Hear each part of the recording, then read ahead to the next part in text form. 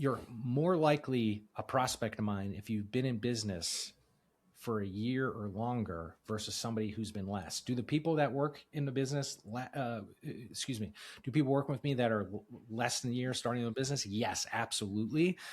But the conversion rate of somebody who's been in a year or greater goes through the roof, right? So I was able to change my business development, Welcome to Success Leaves Clues, the podcast where we interview business owners on how they built their businesses and the hard lessons they learned along the way. My name is David Swin, and I'm a business coach and the founder of Purple Circle, where we help business owners achieve their first 6-figure, 7-figure, and 8-figure year, all without sacrificing their quality of life. Before becoming a business coach and before founding Purple Circle, I started and scaled several 7- and 8-figure coaching businesses and have been a consultant at several businesses doing over $100 million each, including some that are publicly listed and doing over $1 billion each. In every episode of the podcast, you're going to learn lessons that took our guests years to learn, and you'll be able to learn that in minutes. No matter if you're a new business owner or an established business owner, every episode is going to give you the clues in order to elevate your business. Welcome to Success Leaves Clues podcast. I'm Pedro, and today I'm joined by Bryan McDonald, who is a partner at On Purpose Growth, where he helps entrepreneurs, consultants, and fractional executives build sales systems to predictably scale revenue. With over 23 years in business development, he's known for a client-centric approach that swaps scripts and hard closes for understanding problems and building trust, especially with technical experts moving out of corporate roles. Welcome to the show, Bryan. Hey, thanks for having me, Pedro. This will be fun. I'm looking forward to it. Yeah, excited that you're here, man. Side note, I was a sales guy, okay? So I love talking with another salesperson. Yes, 100%. We can get into that down the road. But first of all, I'm kind of a comic book nerd myself, Bryan. I gotta admit to you. And I love the origin stories, the first edition. So before we get into what you do now, I'm curious how this all actually started, So what was going on in your life when selling became more than just an idea and you start building your business, Well, actually, where On Purpose Growth started, my business partner, Jeff, I was actually buying something from him when he brought the idea to me. So I was in I had a sales position. I was selling B2B, small and mid-market companies. So I was in a focus group of up to 12 people who were referring each other business. We would meet half a day a month, talk about other opportunities, talk about how we get each other into opportunities. We talked about sales, and he's like, "Hey, I want to start a business consulting entrepreneurs how to grow sales, and I've seen you in the room. You're a great coach, and you seem natural to this. We should start a business." And at the time, I think my wife was pregnant with one of our kids, and I was like, I don't know if this is great timing. But ironically, at the same time, somebody I knew in my network approached me and said, "Hey, I'm leaving banking and I'm going to go to financial services. I want to hit this out of the park. So I want you to teach me everything that you know.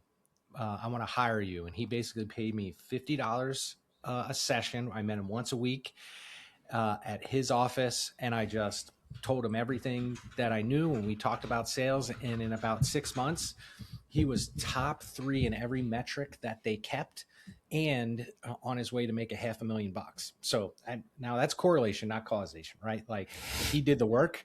So as Jeff and I were talking about this, that was happening. And also, like, the company I was working for, the owner had changed my comp plan and in my favor, and it clearly wasn't my favor. He was doing a lot of weird things. He was talking about selling the business, switched paying me from 2 times a month to 1 time a month, and never told me. So that was an interesting conversation with my wife. So it's like all these things came together, and I just realized, and I also went on a kind of around or close to this time, I went on a men's weekend, and I got encouraged and pushed to, follow my passions and dreams. And I was like, hey, this stuff doesn't feel like work. I'm just going to say screw it and do it. So I basically quit my job without a paycheck. In the first 6 months I made, or in the first year I made six figures. Right. And it's been awesome from there. Right. So it was, I didn't grow up thinking I was going to do this. I didn't plan on doing this. It was an idea that just, I was, as a buddy Jason mine says, omens happen. All these omens were happening. I'm like, hey, I should go in this direction. And luckily I did, because I talked to my wife and about this, and I'm like, hey, like this guy that I'm working for is lying to me. He's doing all this stuff. Like, I don't want to hitch our family's kind of future on this guy's wagon. And she's like, all right, just go for it. And luckily I did, because about 3 years later, that guy sold the business, and the only people that were kept were him and the president of the company. So I would have been out of a job anyway. So it sounds like it's risky, but it's the opposite. If you stay there, that will be risk, right? Because then you would be at the hands and then the decision making of that guy that was kind of wacky. So okay, that's interesting. Yeah. 100%. It was crazy. Okay. It was scary, but the best thing that I ever did. So let's talk about the scary part, because the podcast is called Success Leaves Clues. We talk with a lot of coaches, entrepreneurs, and there is one point that I really love digging in, which is, when you make the leap, right? That part, which is almost like an identity shift. One day you're like in a birthday party and Becky asks you, and you're like, hey, what do you do for a living? And you're in the middle of building this, right? And you're unsure because you're like, not sure if this is going to really land, or you're going to back to the job market, whatever. So can you walk us through the importance of having Jeff? That is one question I would love to ask you, the partner, right? And how did that felt, in the early days when you guys launched it? Did you have the certainty that this would actually be a success? Well, I'll say this: as the expression says, I burnt my ships. So there was no going back. That wasn't an option. I was just going to figure it out, right? So it was good having him as a support. That ultimately he was there, but it would have happened without him. That just helped out. We kind of looked at each other and said, hey, we want to do this. We would just rather do this with other people. Even though he brought me the idea, once he brought me the idea, I was like, hey, that's kind of a direction I want to go, just my kind of personality. So it was good. It was good to have him there to bounce somebody off of. I would say in the aspect of not having a partner, but having somebody early on to share ideas with, bounce things off of, check in with things, that was super helpful. Kind of like having a coach, myself, because I needed that sounding board, because I'm not bringing ideas and things home to my wife. Not that she is bad. I get it. At the time, she was a school teacher, right? She wasn't an entrepreneur, right? She's got a box. I don't think the box exists, right?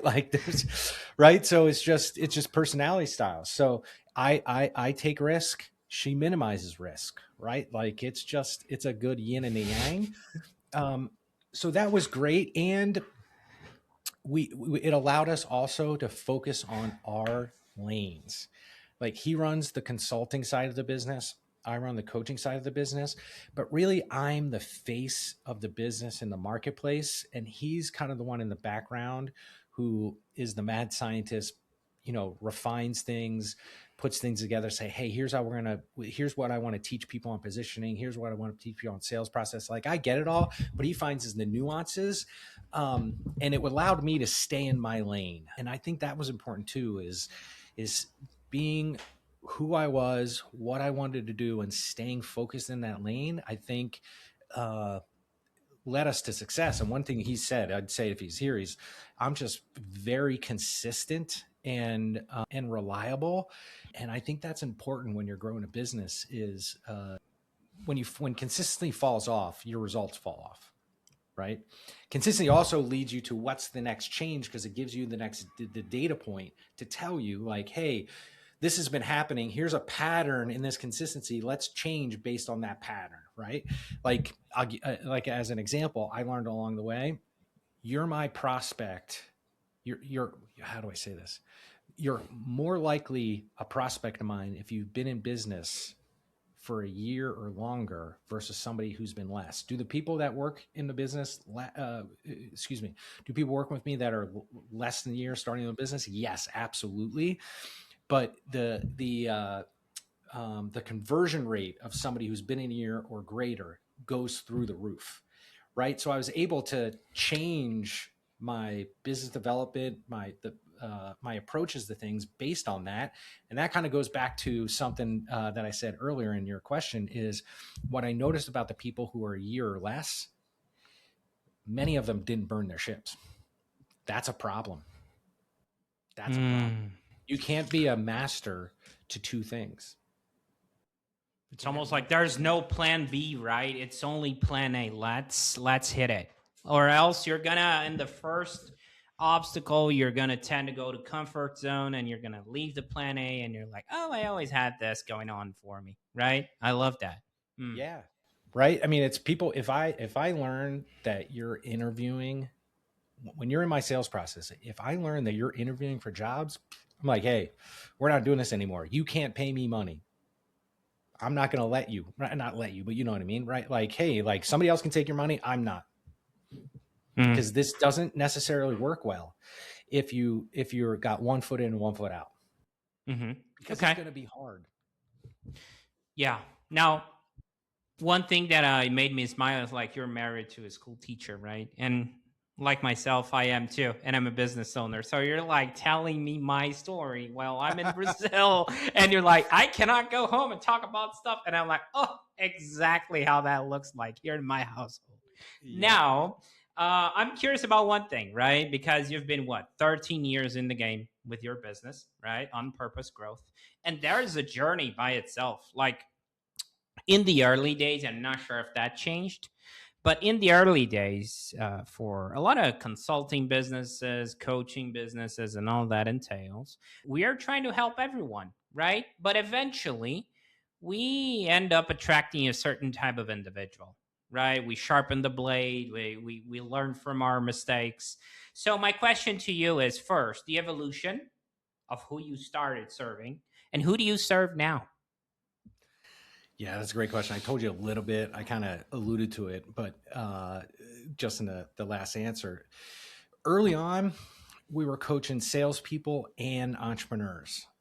And I realized about 6 to 12 months into it, my people were the entrepreneurs, right? Somebody who was leading the business and had to sell and had to deliver, right? So founder-led sales organizations. Then, and the maturation of that, I think, if you want to call it, the refinement of that actually turned into people who have some deep expertise in something, right? They typically found that expertise in corporate America, and now they're utilizing that skill, love, or expertise of something out in the entrepreneurship world, helping small and medium-sized business owners. So they didn't just like have an idea and decide to go start a business. They actually really understood something and said, I'm going to go give this to the world. So like an example is a recent client who was in the aviation. He was an engineer in the aviation industry. He left corporate America and one of the big US aviation companies and started bought an engineered, highly engineered product that's sold into the aviation industry. So he really understood he could take his skill and use it in that business. And those are my people, right? They're really, really good at the thing that they do, but sales is kind of this foreign thing to them. They've never done it. They're very unfamiliar with it. They don't want to be salesy. They don't want to be a salesperson, and they love ultimately my non-salesy sales approach. And then that turned actually into niches, right? That profile is a through line in a bunch of different areas. One of them is EOS, Entrepreneur Operating System. I've worked with over 43, 44 EOS implementers here in the US, who are selling some specific expertise, but have a hard time positioning themselves, talking about their business, building relationships. And that's my cup of tea. Okay. So let's do a quick game of pretend. Let's pretend I'm your avatar. Okay. Yeah. I am the guy. I love the craft. Let's say I really know my stuff, right? I have deep expertise in something, as you put it. But I am terrible at sales. I get weird inside when I think about sales because I was burned in the past by bad sales reps, was pushed into stuff I didn't want to, and I blame them, right? Not me, but I'm blaming them. Okay, so I'm that guy. So first of all, how would I be able to find you guys from on purpose growth, marketing wise? I do something similar to this on a weekly basis. I've got a podcast slash live show on LinkedIn, and I've got a marketing system around that. We've also got a sales community that I promote, and I do a ton of speaking. I focus on getting in front of that profile as much as possible. I even partner with people that have other communities. So there's a value growth community where there's a bunch of consultants selling mid-market, how to grow the value of a mid-market business. I've partnered with them where they bring me in. I do some talks. I help them out at their conferences. I just embed myself wherever you are. Did I answer your question? Is that what you're looking for? Well, first of all, I'm feeling the pressure already, a fellow podcast host, right? So take it easy on me, man. Okay. I can sense it. No, I'm just kidding. Okay. So let's pretend we're still in the game of pretend. I listened to one of your podcasts or was one of your speaking gigs, right? Or even was referred to work with you, right? They're like, hey, you got to meet those guys. They're awesome. Anyhow, I reached out. Okay. And we can speed up the sales process or not. You can add a side note, but we could say there's alignment. You guys can see that you can help me. I see that you guys can help me, so we're aligned. My question to you is, can you walk me through how does it look like to work with you guys? A little peek behind the curtain, just so I can understand a little bit on the structure. I'm being onboarded. How does that look like? Oh, that's a great question. So we go through the same framework with everybody.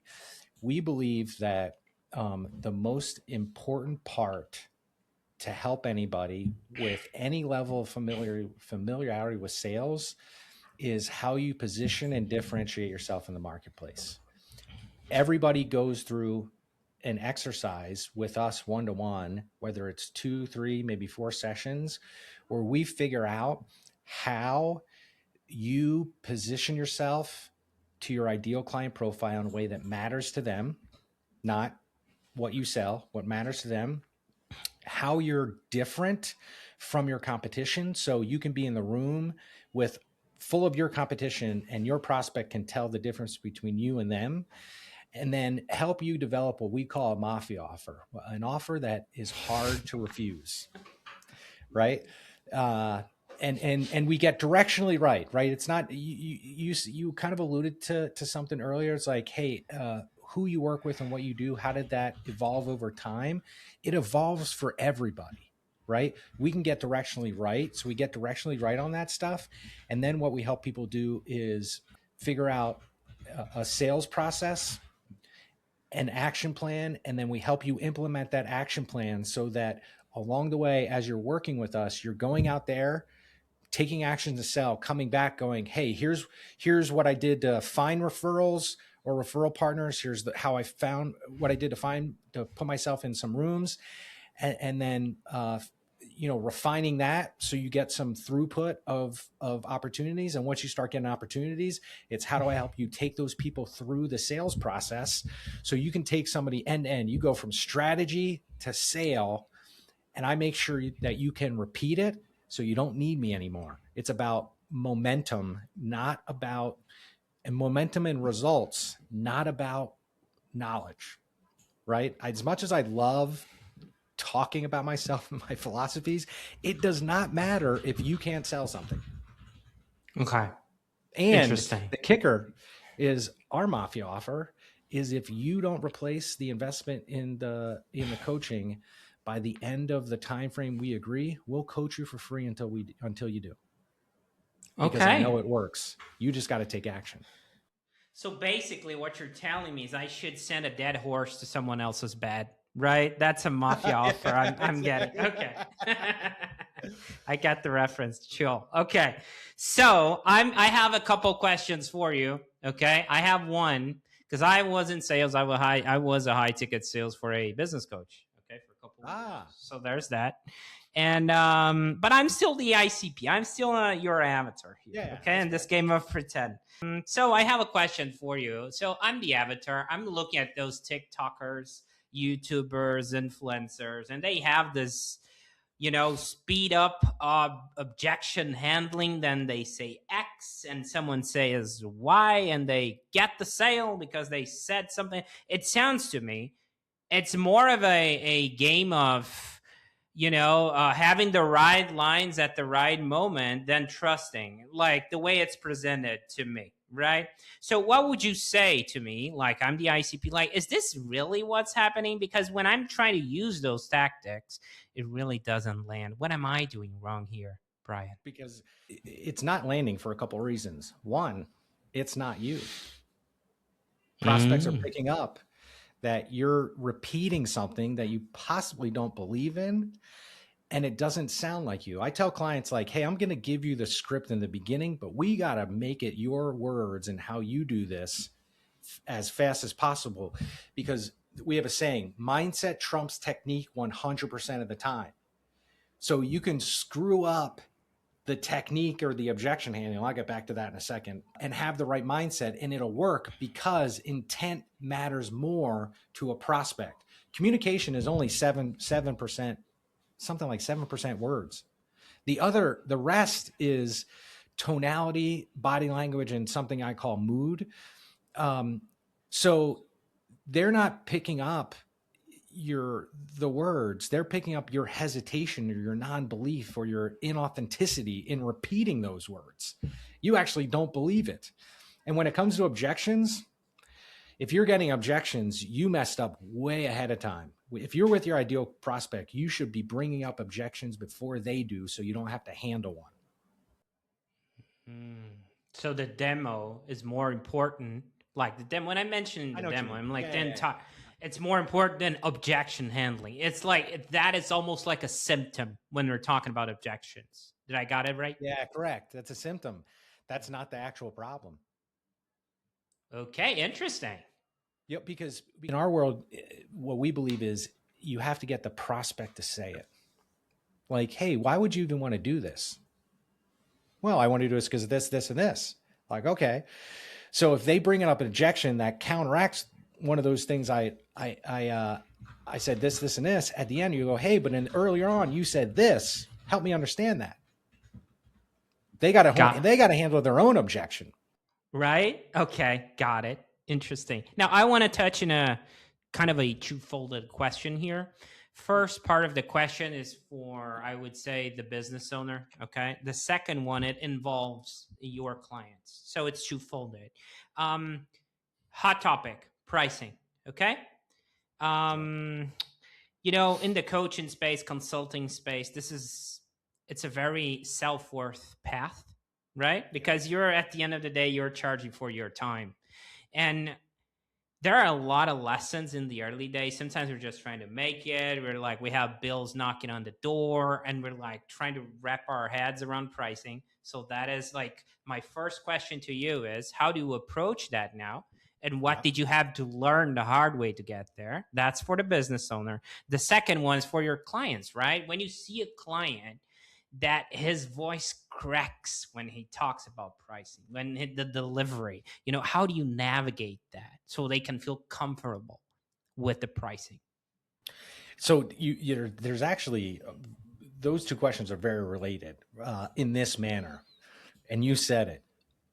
Pricing is a self-worth, self-identity challenge first, then a market condition later. Because it doesn't matter what the market will pay me. If I don't feel like I'm worth it, I'm never going to get paid that. And this is very, very common for people who are on the newer end, right? Newer into entrepreneurship. So your first question was, shoot, what was the first question again? The self-worth, like that you had to learn the hard way to land where you are right now for your pricing. Yeah, I would say for my pricing, what I had to do was test, right? And here's one thing to happen. I'm constantly being more comfortable with raising prices, but also with looking for data. So I don't know, maybe 5 years ago, 6 years ago, something like that, we were trying to do more group coaching. And we said, okay, what we're going to do, one thing we're going to do is we're going to raise the price of one-to-one coaching to push people to the group stuff and really get the elite of the elite. And I was struggling just changing the price, right? Like I had to get through my own mindset. And because I was doubling it, I was doubling the one-to-one coaching pricing. And when I finally started saying out loud, the next 6 people said yes to the one-to-one coaching. So I realized, one, my self-worth was flawed because people would pay a lot more because I asked. And the second thing is the market actually said, hey, this pricing this high, we will tolerate it. And that's really what, in regards to pricing, is you have to see what the market will tolerate. I bump up our pricing probably $500 for each the group and the one-to-one a year. Each year, I bump it up about $500. And what I'm looking for is if my ideal prospect says yes more than 50% of the time, that means I should raise the price. When it stops dropping, when it starts dropping, I know I've hit the mark. So that's what I tell people, right? Because I've got clients who sell the same exact thing to the same exact prospect. One person charges $3,000 a month. The other charges $10,000 a month. The only difference is self-worth. That's it. Right. And that boils down to like, the hesitation, right? And here's also a mindset that I've developed and I offer up to other people is if I'm with my ideal prospect, like you said, it's like, hey, I have all the problems you solve. I know you can solve them. I know you understand them. This gets me to where I want to go. And I offer up you the price and you decline because of it. In my opinion, this is not a judgment. This is totally neutral, is because they haven't committed to themselves yet. Paying me is a commitment to themselves, not money generation for me per se. Am I making sense? Yeah. Mm-hmm. Right. Well, it's them committing to themselves. Because I thought about it when I buy coaching, when I pay whatever, if it was $100 or I've paid $10,000 a month for coaching, that money giving somebody was a commitment to myself as much as it was, or more. It was more than like, I don't want to say the value. I don't know how to say this, is their worth to themselves, right? It was the worth to me. Yeah, I see where you're coming from. It's almost like, it's like you said, it's balls to the walls. It's like committed to yourself, right? You're like, okay, I have no excuse. I want to create this transformation. We have the potential that is this one. And if I do the right way and they're doing what they're promised, I mean, this price is not gonna be a problem, right? No. So it's also like, and you also have to believe it, right? I get it. Okay. Now And I want to Well, Right. the one thing I apologize. The one thing You're right in the background that I don't want to infer, and I am, is that you can create enough value for them based on that price, Mm. right? Like you have to create an ROI, right? I see a lot of coaches or people out there selling courses that is just information and it's not driving outcomes, which isn't very much of an ROI to me, especially if you're charging a lot of money. Well, it brings me back to your first client, right? You're charging $50 a session and the guy hits six figures and his top Exactly. performer. His money. And it's like, this is easy money. He's like laughing at how much he paid you, right? So it's Totally. about the transformation. 100%. It's about 100%. what you can deliver. Okay, awesome. Now, I would love for us to, shift gears for a second Sure. because you've been, 13 years in the game with On Purpose Growth. And let's talk about future, man. I mean, where are you aiming this business towards? Are you thinking more about growth right now? Oh my Leverage, gosh. building a team, or refining what already works? So, what feels most Oh, exciting right now? all of it. Right? Everything you said, right? Building a bigger team, refining it, but not obsessed over refining it, because the entrepreneur can get stereotypic entrepreneur can get stuck in making something better that's already working. Right, Mm-hmm. like that's a flaw, right? You don't need to improve, it's working. If you like, I only change in my coaching, I only change nuances that matter. I don't completely redesign something. It's getting better at the same thing. It's like you have so many reps, you kind of see things faster. So it's more of refining. We want to build we have a sales community. We want to build a sales community to 500,000 people. I mean, I set an intention like 2 months ago, a month ago, to do more speaking and talking, and I started putting that request out there. And in that time frame, when I put that request out there, I got 2 introductions to go speak, but 5 other speaking opportunities showed up in front of me just like that, because I had an intention, I put it out there, and I moved committed in that direction.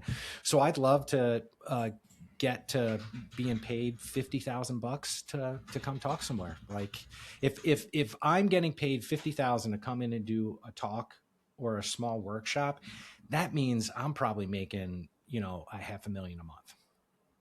Right. Okay. So, and then I'm going to need a bigger team. I mean, that's where we're going. We want, my partner Jeff and I believe on the entrepreneur level that there are a lot of people out there that are really, really good at what they do. And because they're not great marketers or they're not good at sales, people have a hard time owning their slice of market. And that's why we focus on differentiation and strategy. Is if we can nail that, I can get somebody progress. And when you're getting progress, I can make the small tweaks in your sales practices to explode you. Right. And we believe that there's a lot of people out there that need to actually get that so they can actually serve the people that they are trying to impact. 100%. Not to mention one thing that I feel like a lot of coaches, consultants suffer from is like they're great at the craft, but they are not great at sales. Well, it's your business, Right. in summary. But the thing is, they don't know how to evaluate a great closer or a great salesperson, right? So that's the problem I see. Also, it's like they were not in the trenches too far, too so long, and they try to evaluate and they trip because they did, and sometimes they're burning out people that because they don't know how the mechanism works, right? Good thing you're there, right? Now, I'm curious about another thing because even when things are going well, right, and you have those big plans, there's always something under construction. So, what's the main thing you're actively working on or trying to improve in the business right now? Me. Uh, yeah, I mean, I believe the business goes as I grow, and it'll my ceiling is the business's ceiling. I work on myself as much as I work on my business, or they're almost one and the same. It's like when I got my assistant Geo, who's from Brazil, I had to learn how to let go and delegate. That was a different. The version of me you're talking to now is a different version than the person that got and started working with Geo. So it's like, how do I become a better entrepreneur? how do I build better systems? How do I think about and build better systems? How do I start associating with people at the level that I want to be on, right? Because like Bob Berg, you ever hear of Bob Berg, the Go Mm-hmm. Giver? Yeah. So I actually had him on my LinkedIn Live about 3-4 months ago, and I started reaching for these circles, and all I did was reach out to Bob and go, "Hey Bob, I got the show, would you want to be on?" He goes, "Yeah." Right. So I had Bob on, and then I asked Bob, "Hey Bob, I'm trying to get in this world, who else do you know on your level that I could interview, and how else do I get in this world?" And he started pushing me into that world and those people. So it's like, hey, I thought that those people were over there, but now they're here, right? Because I went into that world, right? So I'm just, working on myself, right? Like, because everything else flows from there. And I also realized that, with all that said, building in autonomy, what's the word I'm looking for? Autonomy and sovereignty inside my business is what makes the business grow faster. Said another way, the more time I have to think and strategize, the more money I'm going to make. So I need more free time for myself. So I need to stop doing a bunch of other stuff and have those people do it, because I'm either in front of prospects, I'm either in front of clients, or I'm doing some marketing tactic. If I'm not doing one of those three things, I shouldn't be doing it. That's how I'm making money. That makes sense. Okay. Now, I'm not sure if you remember, but I mentioned at the start, I'm a comic book nerd fan. So Oh I yeah. love sci-fi too. Okay. So let's pretend we have a time machine in front of us, Bryan. Okay. And we're going to have one stop. You can go back in time. Okay. And you can give past Bryan 13 years ago when he opened shop one piece of business advice you wish you knew back then that you know now, Bryan. So what would that be? You're making it harder than it actually is. That's 100%. hilarious. Believed it was going to be more complexly hard. And when I just simplified it, I could be more consistent. And I tried to be everything to everybody. And that's the total opposite. I got more traction in the marketplace focusing on a specific profile, and then people just brought other profiles to me, right? But with ease, it just kind of shows up.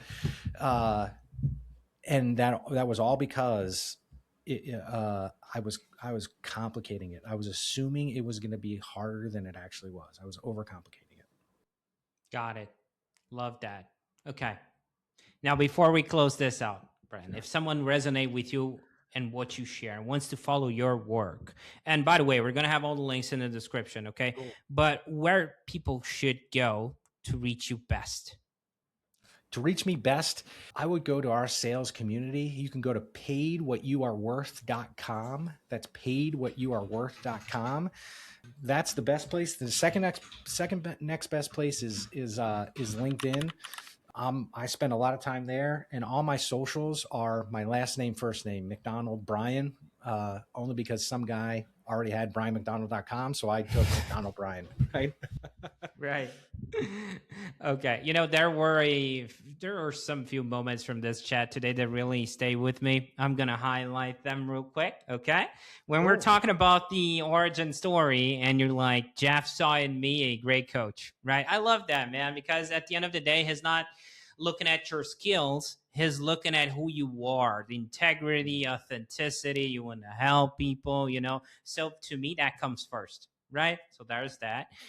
There's also the fact that you mentioned there was no going back, right? You burned the boats? Is that what I? The ships? Yeah, same Burn thing. the ship? Yeah, same thing. Like there is no plan B, right? We gotta make it. We gotta make this work. So I love that because it puts you in a mindset of like pushing forward to this one big thing that you have going on for you. Also, when you were talking about like the omens happening, you know, It's so interesting. Like in my business, in my life, and a lot of moments, it's like sometimes it feels like the universe, and you can call it whatever you want to call it, right? Whatever you want. Is Whatever you almost like building a case for something to happen, right? It gives you one clue, then another clue, and another one. So, like you mentioned, the speaking, right? The speaking gigs, and you want to put yourself out there, and you do it, and then stuff starts to happen. You're getting this one and the other one. So it's almost like a tell, right? You should be doing X, Y, and Z. Good to know that you were, listening and were able to execute, because that's also important.